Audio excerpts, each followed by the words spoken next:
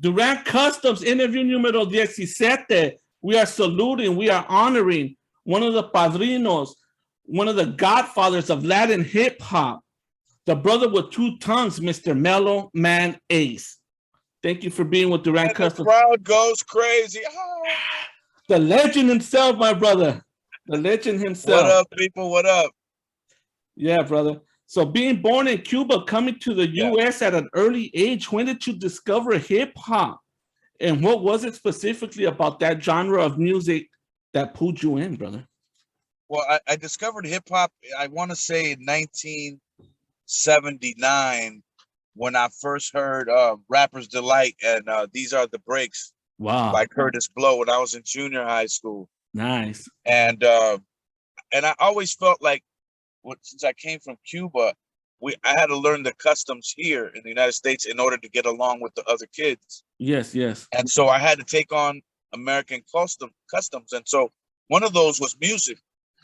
I always felt that salsa music was a little too colorful and too vibrant, too alive, and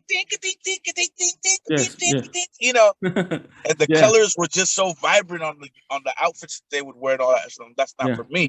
Yes. And so little by little, as I started to listen to more hip hop and saw, you know, how the guys would dress, yes, you know, and how the rhymes, the words would rhyme, the words flowed, yes, yes, and the beats were just crazy different, you know, something else. And I just gravitated to it there.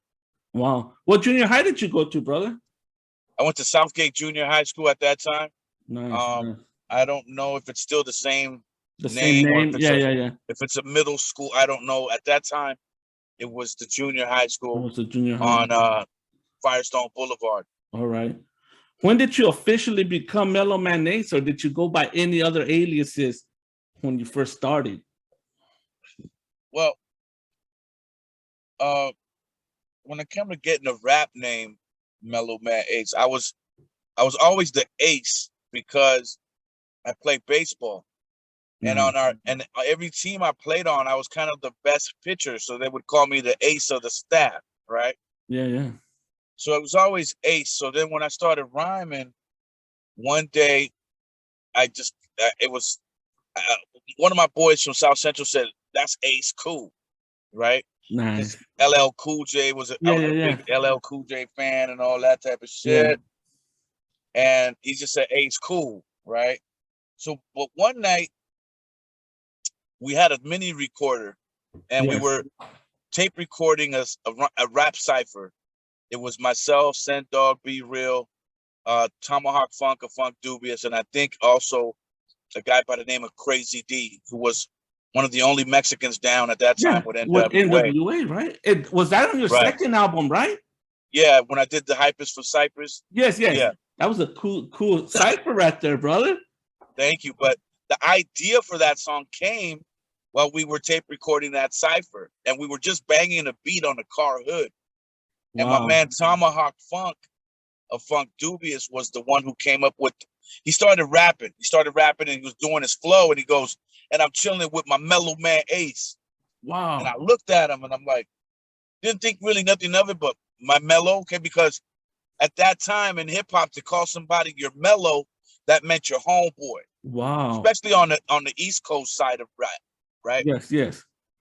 And so I didn't really think nothing of it, but the next morning when we played back the tape, he goes, "My Mellow Man Ace." I was like, "Mellow Man Ace." Wow. That shit sounds pretty good. Perfect, yeah, brother. It rolls off the tongue. And at the time, a lot of rappers had three names: Cool Mo D, Cool G Rap, Big Daddy Kane, LL Cool J, you know, all this shit. So let's keep that Mellow Man Ace thing. Let's go with that.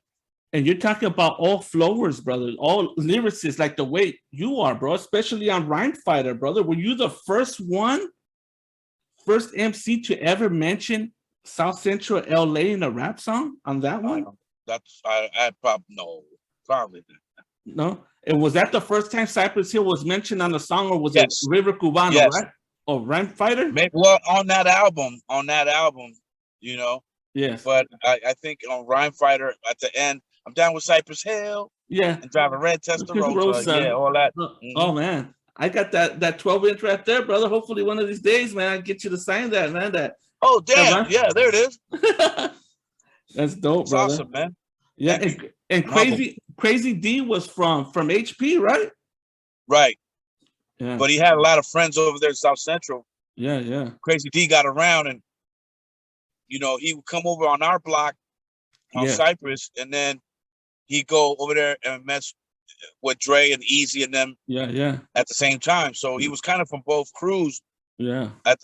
Simultaneously, but ended up with neither crew, which is crazy. I know, that's crazy. And he comes out on that NWA in the Posse cover, right? Him and Candyman and I believe Feel the Fresh crew and stuff. That's right. When you first heard that Tony G produced track Mentirosa, did you know that was going to be the one to propel you, brother? Especially with your rhymes, the way you were flowing like that, man. Being the bilingualist that you are. Yes. No, of course not. I had no idea. And the way that song worked out was he had the beat first. He invited me to his house to listen to it. And at first I was like, I don't want to rap to that, The cadence had to be really slow.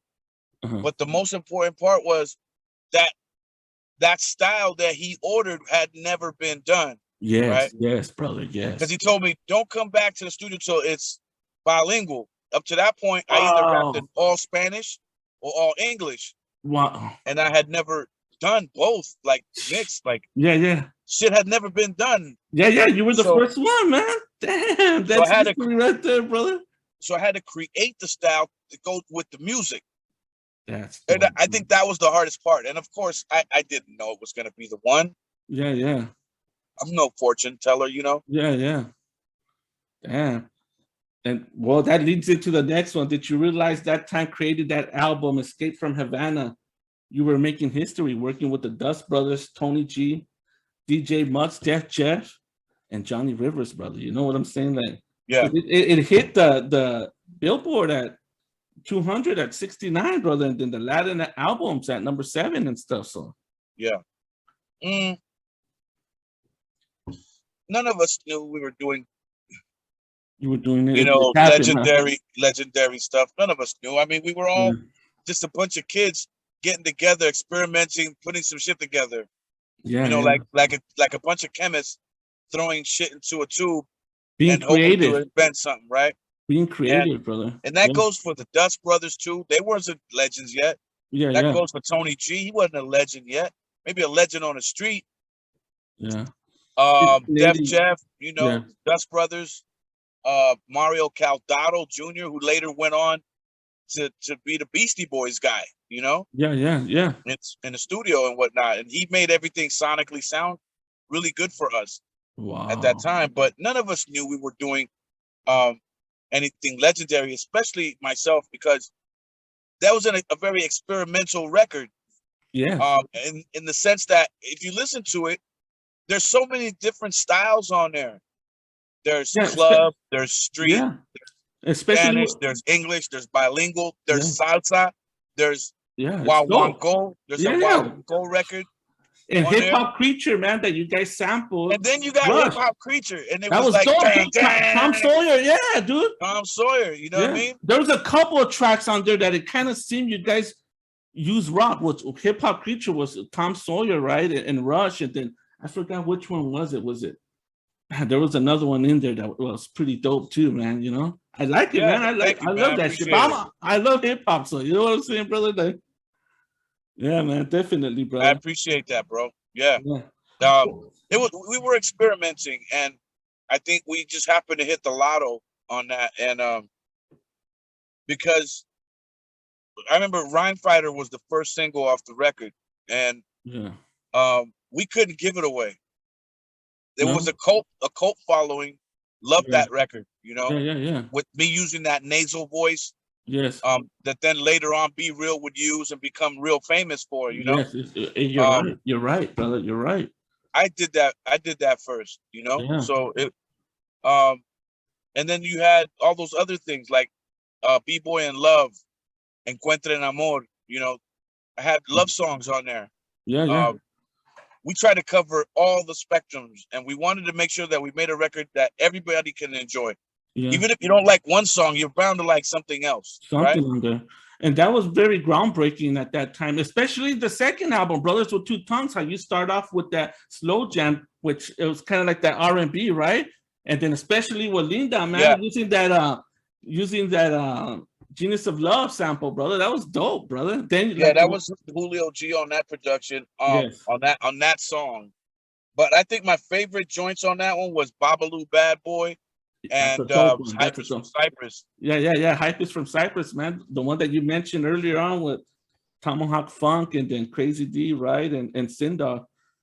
The only one that was missing was Be Real on that one. And I don't remember now why he wasn't there. I don't remember. That would have been dope too. You know what I'm saying? But that in itself was dope, brother. What are some of Mellow Man Ace's favorite artists, whether it be in soul, funk, hip hop, or rock, brother? What are some of your favorites? Man, of course, Curtis Mayfield. I love Curtis Mayfield. The Isley Brothers, the Brothers Johnson. A lot of the family groups. All right. You know, the Jackson 5. How about the Five Stair Steps? No, I wasn't into but a lot of the family groups was my thing. And so I learned there that when I got on to bring my family with me. And so Sendog was my hype man, and my two sisters were my backup dancers, and the girl who played Mentirosa in the video was my little sister. Wow. So I never knew that. Damn, it was you know, you had Sister Sledge, you had the Jets, a lot of family groups, you know, the Isley Brothers. Those were groups that, you know, so that's why it meant a lot to you, and that's why you did that. You incorporated them in earlier on. Yeah, and I mean, you can see old footage, you know, vintage, classic, whatever you want to call it, footage, like on the Arsenio Hall show. It's Sendog, myself, my two sisters, and Julio G. Wow. You know, and that to me means a lot, man. It meant a lot. And so even to this day, my son has been my DJ for the last 10 years. You know what I'm saying? Wow. Is he also doing some of your production on your albums and stuff? Yeah, absolutely. Dope, man. That's dope. Talk to us about your ventures into creating your own wine, Havana Wines, brother. Oh man, yeah, that was and is probably one of the hardest endeavors I ever embarked on. You know what I mean? Because when you're doing something that can, you know, possibly have the possibility of being or becoming like a Fortune 500 company, you know, it's a bigger deal, and it takes a lot of finances. Yes. So I just got creative with my finances, and I moved some things around. I was able to move some things around. Yes. And put it together. I tasted all the blends before actually bottling them, you know, making sure that I got the flavors that I like for me, because a lot of people don't know that in 2017 I had a heart attack, right? And so my doctor said, you should, you know, if you're gonna drink from now on, it should be wine, like, and I said, damn, no more, you know, Patron Silver and, you know, tequila, fucking rum. I'm glad you're telling me that, brother. I'm not gonna drink tequila no more, man. Yeah, I gotta start drinking some wine, brother.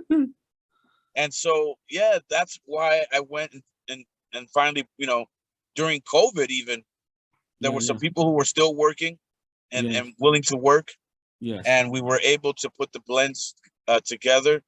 And a lot of trips back and forth to Napa Valley and things of that nature that took place. Yes. And, you know, and like I said, hardworking people who were still willing to work with the pandemic. Yes. And lo and behold, here we are, Havana Wines, you know. I salute for those who want to buy it, check out our website, havanawines.co. Okay. And see what you think, you know. Yeah, definitely, brother. Should count me in that, man. And we still don't have a major distribution deal, so we're still in that process.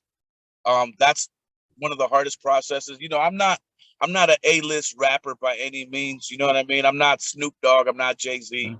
Yeah. I'm more of like a To me, you're up high there, though, C bro. lister. Yeah. A high C lister, you know what I mean? If anything, but it's kind of like a popularity contest with those things. Yes. You know, like my man E40, congrats to him on his thing. Yes. And Snoop on his thing. But, you know, those guys are kind of A-list dudes. So companies flock to them like heavy. Now, the other thing with me is since I always pump the Latino thing, a lot of brands think that there's no strength in that Latino buck, in that Latino dollar. And I keep trying to, in board meetings, trying to explain to these people how Latinos are the #1 consumer. What are you talking about? Yeah, definitely, brother. And they don't believe me. The links on your Facebook, right, to order those wines and stuff? Yeah. Okay. And so I find myself doing the same thing I had to do with the hip hop thing, was getting people's faces and go, the Latino dollar is viable. Yes. Listen to this. Listen to what I'm telling you. Like I did that back then with the music and bilingual rap. I find myself having to do it again with the wine. Yeah, because we're one of the biggest, people that, purchase items, man, and support hip hop. We don't ever get included in that, even as just being fans, man. Downloading or buying the majority of the CDs back in the days, we get left out of shit, brother. You know what I'm saying? Like that part. Yeah, man, definitely. How was the transition from rocking the mic to now hosting your own podcast, man? Havana Lounge, brother. That's another thing I'm having a lot of fun with. I mean, Be Real told me to do it a long time ago, and I just didn't listen to him. Yeah. And lo and behold, he grew his platform amazingly, and you have Be Real TV, and it's amazing how many shows he has and all these things. And so I finally, during COVID, I said, man, I'm gonna go ahead. I have a lot of downtime. Either I was on the golf course a lot or not doing much because there were no concerts at the time. Yeah. So I said, let me get it together. Let me, got together with my man and them, and we planned out a structure. My business partner, my man Brett, and everybody that came on board, liked the idea of a hip hop, wine, and cigar show with interviews. Dope. That's dope, brother. And that's what I'm about. Cigars. Yeah. That's all you, brother. Havana, since Escape from Havana, I had them like right here in my pocket. So it's a cigar and wine and hip hop show, and I get to bring on like for instance, last night I got to interview a childhood hero of mine for my next week's show, the Boston Red Sox great legend Luis Tiant. Wow, and man. I mean, I'm like, yo, if somebody told me you're a big baseball fan, man, right? I'm a big baseball head, man, come on. So I'm having a lot of fun with it, man. Now that we put it together, I just need people to come over there and show us some love so we can get more traction and more traction. I need the support of the people. Definitely, at Mellow Man Ace TV. That's the name of my YouTube channel.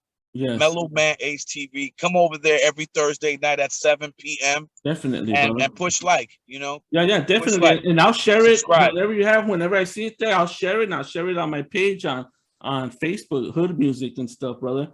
But I saw that you had interviewed Joe Baton, brother. Who has been your favorite interview so far, and why? Man, that's a great question. Let me see. You've had so many, brother. I would have to say, is it the one you did last night? No. Well, we haven't seen it yet. It's being edited now, but I would have to say Tito Puente Jr. was a really great interview because he's so animated, and he like the Tupac of salsa music. You know what I mean? All right. He's just over the top animated. Another great one was Juana of JJ Fad. Oh, nice. She was a great interview. She was a really good interview. Man. If you see that show, you'll know what I mean. Yeah. I've been wanting to interview. I didn't realize that before they were signed to Ruthless. I have a record of Supersonic. They were signed to Rudy Pardee's label, because my vinyl don't even say Ruthless. It says Rudy Pardee's record label. Yeah. Rest in peace, Rudy Pardee. Absolutely. I mean, I play a lot of golf with Arabian Prince. Oh, who produced the record. He produced that song. Yeah. So he tells us all the time, like, yo, this, that, this, that, and the third. And, I did that. And then we were left over in the studio. I had a little bit of time, whipped out the drum machine, pop, pop, pop, pop, pop, tapped it out, and then he tells us a lot of the backstory on that. So Juana was a great interview. Another one I would have to say was Daz Dillinger. Oh yeah, the Dog Pound. Daz, that was dope. Daz really elaborated, you know what I mean? And he just had a good time smoking a lot of weed and made everything really loose on the set that day. Man, one of the greatest producers, man, of our era, man. Daz Dillinger right there, brother. Yeah, he did a lot at the Death Row years, and a lot that he doesn't get a lot of credit for, and he's not bitter. No. And as a matter of fact, he said on the show that he wouldn't change a thing about his life. All the bullshit they went through over there, all the hard knocks with Suge Knight and all them. Yeah. That he wouldn't change a thing. So he had no regrets. Damn, he's badass, brother. You were speaking earlier about Arabian Prince, man, and I didn't realize that he used to work with Bobby Jimmy and the Critters, brother. He would do the music for them and stuff, huh? Yeah, after he left NWA, absolutely. Yeah. Is there anyone past or present you would love to work with musically or interview, brother? Of all time, let's say, even dead or alive, brother. Of course, man. I mean, I've been trying to get Chuck D, a Public Enemy, on the show for a minute now, and things just don't add up or line up, I should say. Yes. Also, I'd love to interview David Justice of the Atlanta Braves. Wow. I had Brian Hunter of the Atlanta Braves on, and he was teammates with, Deion Sanders, David Justice, and all those guys like Smoltz, Glavin, man, Avery, and all them dudes. I was gonna say this. Yeah, go ahead, brother. Go ahead. Yeah, I mean, remember, I get to interview guys that some of these guys are in my Rolodex, right? Yeah. And then some other guys come to me via somebody else who loves what I'm doing.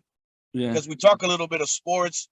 Yeah. And I talk golf on the show a little bit, between the cigars and the wines and the interviews. So somebody might watch it and go, "Hey man, I'm friends with Adrian Beltre or Fernando Valenzuela," and I'll be like, "All right, well, see if they want to come on the show. I'd love to have them." Like, coming in December, I'll have Daryl Thomas. He used to play for the Dodgers on the show, and that'll be a big deal for me because when I was a little kid, I remember him teaching me at Southgate Park. He came, the Dodgers would do a little thing where they go to travel to the parks and, teach the kids fundamentals. That's dope, man. And Daryl Thomas did that one year at Southgate Park.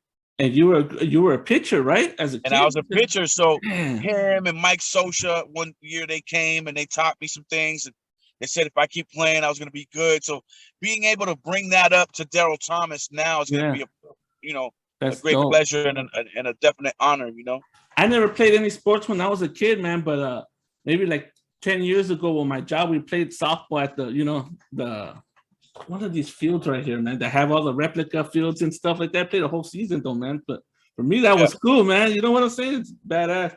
In the late 80s, how was it out there in Southgate growing up? Because I grew up in HP till about 10 years old. And I could remember, man, like the carnivals at Salt Lake Park and stuff like that. It was off the chain, brother. You know what I'm saying? Well, I mean, at that time, we lived different. On Cypress Hill is about less than a mile from South Central Alameda Street. Yes. Right. Alameda was what broke up Watts and Southgate. So once you come across Alameda, if you're coming from South Central, your last city is going to be Watts. Yes. You cross train tracks, you're right in Southgate. So at that time in the 80s, there was a lot of shoot 'em up, bang, bang. The Bloods and the Crips was heavy. Bodies all over the place. And I remember, one of the most difficult things for us, since we weren't gangsters, was how do we go see Run DMC and the Fat Boys, Salt and Pepper and Houdini, without getting shot?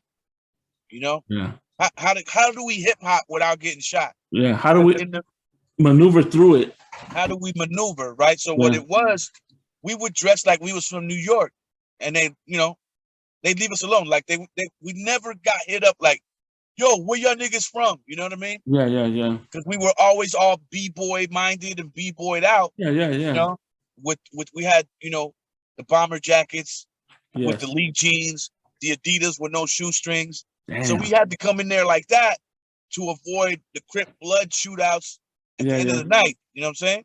So that's what I remember the most out of the 80s. You know what I mean? Like trying to hip hop without getting killed. Yeah. Were you an Adidas shell top guy or a Puma guy? Adidas. Puma. Adidas all the way, huh? Yeah.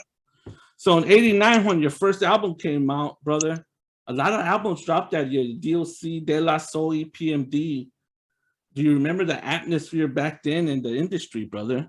And is that why you took that lyrical approach on your album, especially like Rhyme Fighter? You know what I'm saying, brother? Yeah, I mean, like I said, my thing was to cover as many bases as possible because LL Cool J taught us you got to have a love ballad. Guys like De La Soul taught you had to have some funky beats. Guys like Public Enemy taught you got to come hard. You know, there were so many different realms, and then we wanted to introduce our Spanish shit. Yeah, you know, our bilingual shit. So that was the lane that we were trying to create. Well-rounded, right? But we had to follow some guidelines too. You know. Yes. And sprinkling the rest of the record with all that other stuff, yet hitting you with some Wawanko rhythms, some Afro-Cuban rhythms. Yeah. Like that, you know, at the same time. That's dope, brother.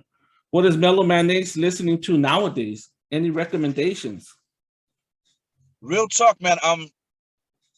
I listen to the Isley Brothers. I love that Go For Your Guns album. Nice. That stays in rotation in my car. I'm just listening to a lot of old school stuff, classic material, whether it's hip hop, funk, stuff like that. And now since I'm learning percussion, how to play congas, timbales, and bongos, I'm listening to a little bit more of Latin music, you know, percussion based music, Mongo Santa Maria, people like that, you know, Tito Puente, people like Willie Bobo, stuff like that. Oh, that's dope, brother. Any new projects you're working on right now? Yeah, I got a new single coming out. I got 2 singles coming out. One with Frankie J on his album, the R&B singer Frankie J. Yeah. That song is called Pretty Brown Eyes. That's coming out November 19th. All right. Dope, check that out. Yeah. Download that, you know, get that on Spotify and all that, Apple Music. Yeah. And definitely. Then one of my own things, my own single, I got one coming out called Walk Talk, where I introduced this young cat named Young Quicks, and that's coming out November 26th. Is that the one that you were sharing on the Facebook the other day? Like, man, dude, I thought that was a movie. I said, man, this guy's doing a movie right now, bro. I definitely wanted to make a mini movie when you saw this thing, and I wanted it to have like a 1980s, 1990, you know, Gambino. Yeah. You that know, thing looked dope, brother. Hazy type feel. Yeah. Where it's more, you know, mobster based. Yeah. I wanted it to have a real, you know, Italian goombada, you know, a goombada feel. You know what I mean? And I think we stuck the landing on it. Yeah, dude, definitely. I can't wait till that drops. How do you feel that music has changed throughout the years? And what do you feel it's missing or lacking, brother? Yeah, that's a great question. I mean, it's obvious now, you know, it's obvious now that music has changed drastically. And you just have to search and scour the internet to see what you like, you know, because there's a fan for everybody. So I'm not gonna knock anybody, but I'm just gonna say, like, if you're a fan, just look a little deeper. Because you're not gonna hear your favorite. Yeah, you're not gonna hear your favorite shit on popular radio. It's just not gonna happen. Times have changed, brother. Unless you tune into the old school station in your city, you know what I mean? Yeah. That's where you get that. But for the most part, music has changed drastically, and so you have to dig a little deeper. Yeah. From Escape from Havana, Brothers with Two Tongues, From Darkness to Light, Vengo a Cobrar, Latin Alliance Project, man, Ghetto Therapy, the Reyes Brothers, and I could go on and on, brother. Which one is your favorite project throughout those years? Shit, I had to say Escape from Havana because that's the one that put me on. That's the one that set it off, brother. It's the one that set it off, man. You know, That's I had fun with all the other things, but you know, if it wasn't for Escape from Havana and doing the groundbreaking stuff that we did at a younger age, you know, taking risks, leaving it all out on the playing field, and just going for broke on that album is like why we're here, why we're even talking. You know? Yes, brother. Definitely, brother. History, brother. Legendary.